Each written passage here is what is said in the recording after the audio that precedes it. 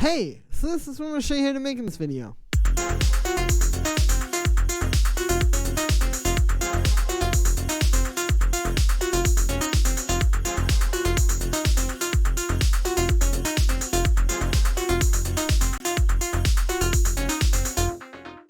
So we're at 125 BPM. The first sound we have here is the kick, which sounds like this. So what this is it's an instrument rack here. You can see I have these two sounds. Basically, if you don't know, I'm sure you're familiar with it, but I'll just recap quickly. An instrument rack is just a way to have two sounds basically on the same track, right? Like you have these two different ones and they're both getting the same MIDI. So that's what's happening here. You can see I have this kind of like bassier, fatter one, which has more body to it, and then this one, which is high pass. So this is kind of adding more of a click to the sound. And the thing is, with these kind of more progressive tracks, for whatever reason, these really like clicky, sharp, sort of like Deadmau5 style kicks work really well for whatever reason. So that's why I learned that second one in there. But yeah, so like I said, it's kind of like a fatter, more like bassy kick, and then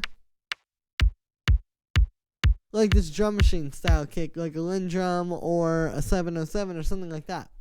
After that, we have those going into a drum bus. So the drum bus really helps to glue them together. If I turn it off, I'll show you.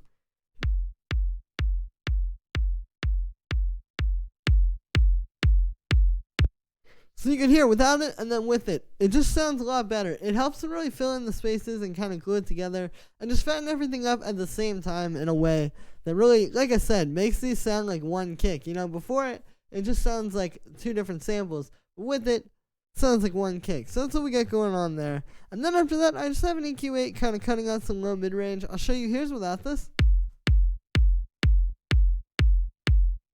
And then with it. So the thing is, the drum bus is good because it fattens up the kick, but it adds a little bit of low mid-range. And with this style, you want like a really clean, just not low mid-rangey type of sound. You know, you want this very sort of like sharp, bright sort of sounds. And so it's just cutting out that and kind of cleaning up the range a little bit. And that is it for the kick. Next thing we have here is the bass, which sounds like this. So what we got going on here, here's the MIDI. It's just droning on F. This is how a lot of these kind of progressive tracks are, you know, just kind of playing the same note. But yeah, we're in F minor. I'll show you the kick is also tuned to F. Very important to tune your kicks. You can see here, I'll play the kick. It's tuned to F. Very important to tune your kicks. Like I said, you want very sharp, crisp production in this style of track, so tuning your kick is an absolute must. But yeah, you can see it's just kind of like bouncing off of the kick. Pretty simple stuff.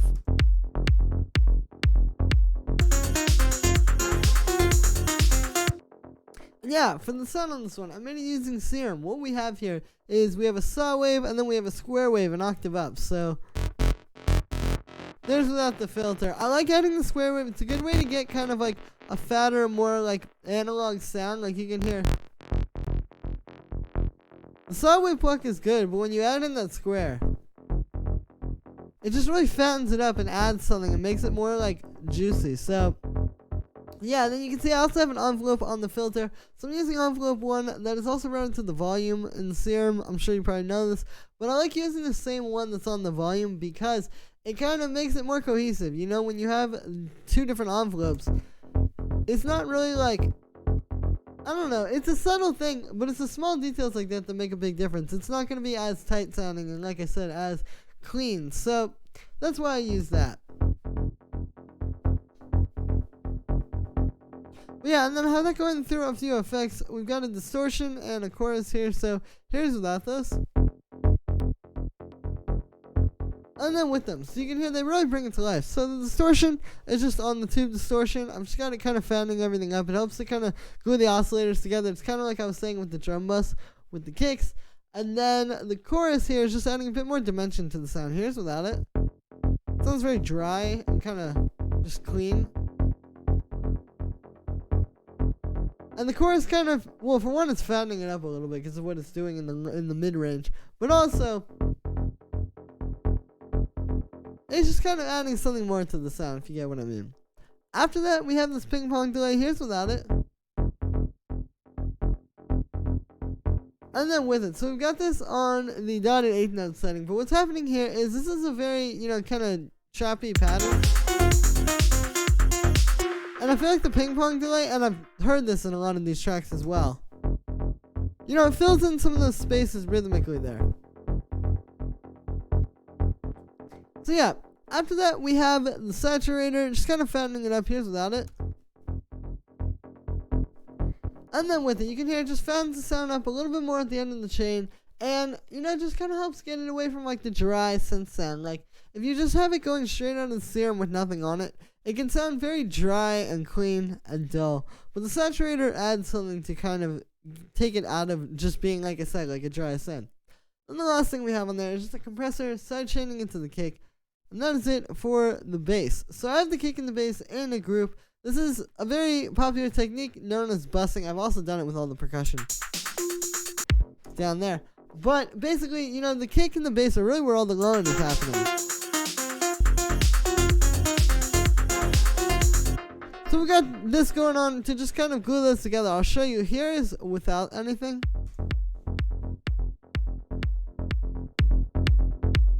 And then with the processing, so it really fattens it up and makes it just a lot better. Like, it's just the best way I can put it. So what we've got here first is a drum bus. You heard without that, and then with it, I don't even play it again. But yeah, you can hear this is kind of helping to glue it together. I'll do it again.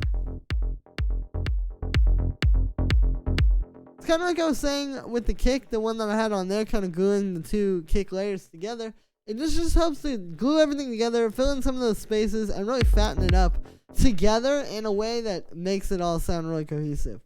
After that, we have the CQ8, and this is actually just as important, I would say, as the drum bus for kind of gluing everything together. Even though it's not doing any kind of like saturation or compression or anything like that, it's still, like I said, just very, very good for gluing everything together, because what's happening is we have three pretty sharp things, right? We have this low mid-range cut to get rid of some mud, we have a low-end boost, and then we have a high-end boost. So kind of like some very sharp stuff happening, like I said. And when you do those things on two things at the same time, just by putting them through that, will make them sound more cohesive. I'll show you. Here's without it.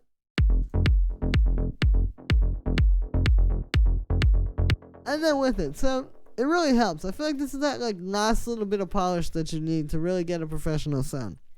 After that, we have the string, which sounds like this. Well, the first string, I should say. So what we got going on here is, you can see it's just playing an F minor chord. It's just doing a little stab. Like I said, we're in F minor. And this is just adding something sort of more organic and real to the track. Because if I turn this off, you can hear we have like a lot of very sort of synthetic elements, right? Especially the way the lead and the bass are being played. And even the string, even though this is actually the same sample as the little stab, it has a very like sharp and kind of digital texture to it, but this is adding something more organic and real. I noticed Christoph do this in one of those tracks as well. But yeah, so what we have going on here is, like I said, it's just a string sample. We've got an import here, and then we have that going into a bit of OCT. The OCT is just kind of fattening it up a bit and taking it away from like that dry sort of sample sound. Here's without it. And then with it. So yeah, you can hear what's going on there. It makes it sound more like a stab, and it makes it sound more aggressive. And the key here with OTT that I've learned is turning the time all the way up. Because what happens with OTT is it colors the sound sonically in a very interesting way. But what it also does is it like destroys the dynamics of the sound, because it's just this really extreme compression. But if you turn the time knob all the way up, you can actually get the sonic sort of texture that it adds without messing with the reverb so much. So I'll show you, like, here's without the time. And then with it turned up. So you can hear it just feels a little bit more controllable, without it. It's just like kind of weird. And it's also got like a weird attack to it. Well, this has more of like that, that pluck kind of sound like I want. So after that, we have a bit of reverb. You can see this is pretty wet, and I've also got the K-time up pretty high because, this is a very sparse sound. It only hits one time. And then it pauses until after 2 bars, basically. So you have a lot of space to let this reverb really like ring out. So I was trying to take advantage of that. After that, we have a bit of drum bus to fatten it up. You can see I've got that on the drive on the hard setting, so it's actually doing quite a bit. Here's without it. And then with it. So again, I'm really trying to fatten this up and just make this like sound like a more of a stab and less like just a string sample and kind of less soft, you know? After that, the last thing we have on here is just an EQ8 cutting out the lawn. Maybe turn that up a little. There we go. But yeah, you can hear it's just kind of getting rid of some. OTT tends to add a lot of like nasty lawn, and then putting that through drum bus at the end, I can only imagine. So definitely, you know, a good idea to add this. Next thing we have here is the lead pluck, which sounds like this.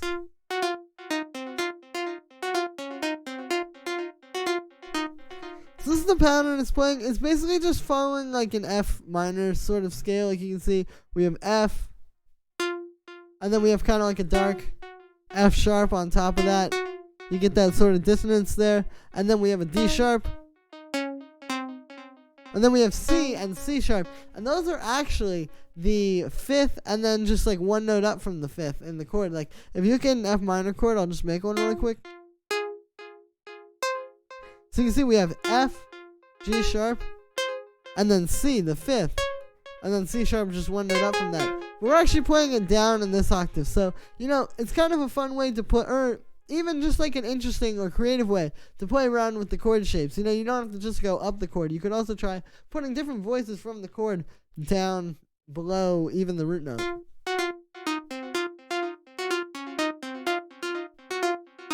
And you can see this is also a pretty sort of like bouncy pattern, kind of like the bass.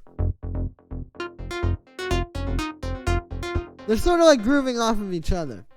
For the sound on this one, I made it using Serum. What we have here is actually two saw waves. You can see I've got the second one up an octave. We got the first one just at the standard octave. I've also got that one, the second one turned down a little. And then those are just going into a low pass filter. So it sounds a little different. You can see with the low pass, I've got actually a second envelope for the pluck, even though I was saying like I like to do that. You know, with this sound, I feel like I was saying, it is a subtle detail. So with this sound, I feel like you have more room to play around with that. And I wanted it to sound like a little bit more analog, I'll say. So, you know, typically with an analog synth, like, you know, like a Moog or something like that, you will have you'll have the filter envelope and the amplitude envelope be a little bit different, or be on two different envelopes. So that's kind of what I was going for here, I guess. Then we got no effects on there, but I have a few effects after there. So the first thing I have here is a chorus. Here's without it. And then with it. So you can hear, we can maybe turn that up a little bit. Just like with the bass, you know, the chorus just adds a lot of dimension to the sound. It's really kind of opening up and bringing it to life and making it not just sound like a dry synth. After that, we have a ping pong delay. You can see I have this on quarter notes. And the interesting thing here, I like playing with kind of slower delay times with like this. It's like, okay, yeah, when you have a quarter note delay, like if you just made something like this, you would have, like, let's just put this in.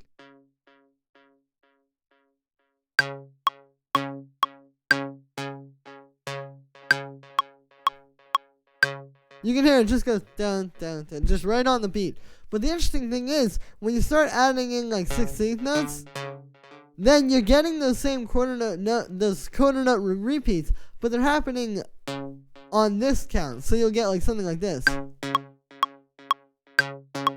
All of a sudden now it's swinging. So that's kind of like the idea there. And it's nice because we have like a faster delay on the bass. And then the slower delay on this one, you know, it mixes it up, so you don't just have them all on like the default setting all the way throughout the track. After that, I have a bit of drum bus, and you can see this is just kind of like fattening the sound up a little. Here's without it. And then with it, so, you know, pretty simple stuff there. Just kind of tying the sound together at the end of the chain. And speaking of that, after that, we just have an EQ8 cutting out the lawn and a compressor side chaining into the kick. And that is it for the pluck. The next thing we have here is the second string, which sounds like this.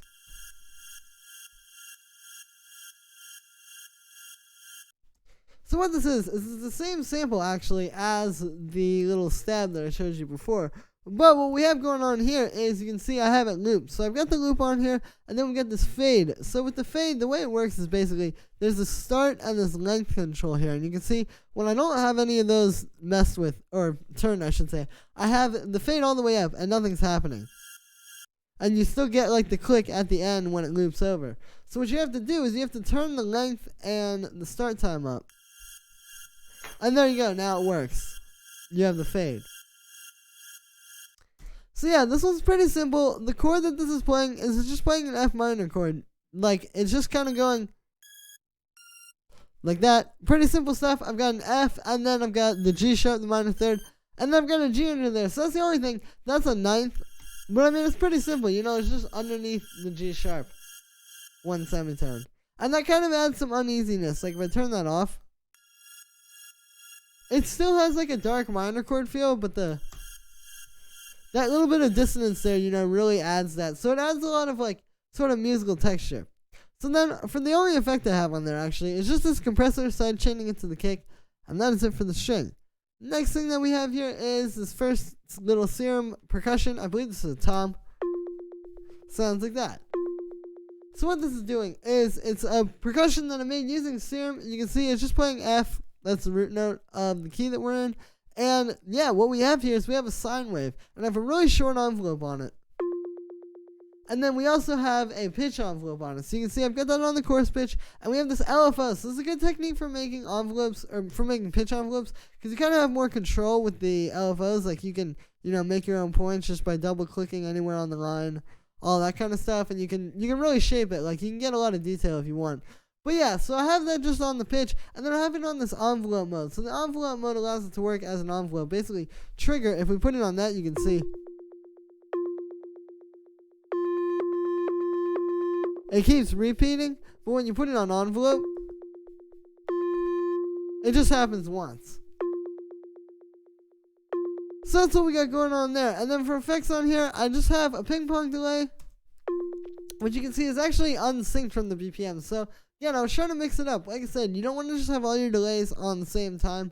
So I got this one unsynced.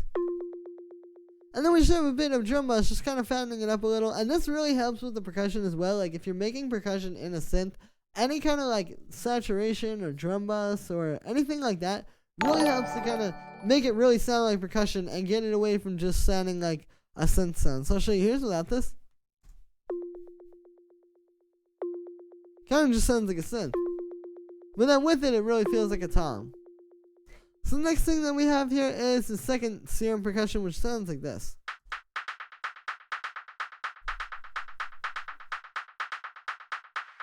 So what this is I'll show you the MIDI. This is just kind of playing. I'll show you with the kick so you can hear like what it's doing. You know, it's just adding a little bit more depth to the beat. You can hear without it. That's what both of these are doing basically, because you can hear without them. It's just the hi-hats and the snare, but this little thing and the tom I just showed you really help to add a little bit more ear candy and a little bit more depth to the beat. So what this is it's just a bit of white noise actually. And then you can see I've got it going through a bandpass filter. It's really simple, and then I have this really fast envelope that makes it more of like a pluck. And then what we've got for effects on there is just I have a ping pong delay. So you can see I've got that on 8th notes, which is kind of a similar principle to what I was saying, or actually it is exactly the same principle as what I was saying with the pluck. You know, when you have these really straight delays, like a quarter note that's just or an 8th note that would be like just like straight like that. When you add like 16th notes in there, you start to get really cool rhythms. So that was kind of the idea there. And then there's a bit of drum bus after that, kind of fattening it up and giving it more texture. Like I was saying with the tom, you know, really helps to take it away from just like the dry synth sound and make it actually sound like some percussion. After that, we have the snare, which is 2 layers, and it sounds like this. So with this, it was kind of like a few things I was going for. One, I wanted a really bright snare with a lot of nice reverb to it, kind of like a, you know like that, like a, just with a lot of reverb. But what I also wanted was something that wasn't going to get in the way of the kick. You know, this kick has a lot of Like you can see on the EQ, it has a lot going on in like the 100 to like 300 hertz range. And that also happens to be really where like the punch of a snare is, like when it's really like a like hard hitting kind of snare like that. Yeah, the punch of that is really gonna be around like I said, like maybe 100 or 150 to like 300 or 400 maybe if it's tuned really high. So I didn't want to have that get in the way of the kick. So I went with a little bit thinner of a snare. But you can hear when you play it in the full mix, you're not missing anything. Like it just fits really well into this mix, and that's what matters. So this is 2 layers. We have this one, and then this one. So the first one is more of like a live snare sample. I've just got that going through, a bit of reverb, and then I've also got some drum bus on there to kind of fatten it up. And then I have this EQ8, and with this I'm cutting out, like I said, all that range where the kick is really, really hitting. And then I've also got a little bit of a high-end boost, because I want to bring out the high-end on this one. And then the second layer is this one. I'll show you. Here's without the EQ. So this is sort of like a drum machine snare. It's a 606, so it's got that kind of like very sharp, crisp kind of attack to it. And then what's happening is I just have a high pass. So this is just adding like, again, that bright sharpness on top of the snare. So what we have here is just a bit of reverb. And then I have a drum bus fattening it up. And then the EQ8 at the end, which is cutting out the low end and then giving it that high end boost. And we can maybe turn it down a little. But yeah, that is it for the snare. After that, we have the hi-hats, which altogether sound like this. So what we have here is, we have kind of a few different things. Like we have this one, which is just a 606 hi-hat, you know, very like sharp drum machine style hi-hat, playing constant 16th notes. And then we have these two, this open hi-hat from a 606, and then the open hi-hat from a 909. Kind of playing off of each other. So, you know, again, this is like about adding more depth to the beat. You know, in theory, we could just have the one that's going. It works. But listen how much more interesting it is when we add these other ones in there. So, yeah, it is important to add stuff like this. So, I'll show you, like, this one is just a 909 hi-hat. It's just this one. But then you can see I pitched it up a little bit, and then I also shortened it with the envelope. And then again, this one is just a 606 open hi-hat. So it's not hard to do, but definitely a good way to kind of beef up your beats and make it more interesting. So I have all that percussion in a group. This is like I was saying, you know, the bussing with the kick and the bass, kind of just putting all the similar elements together and processing them together to make them more cohesive. So here's with nothing on the group.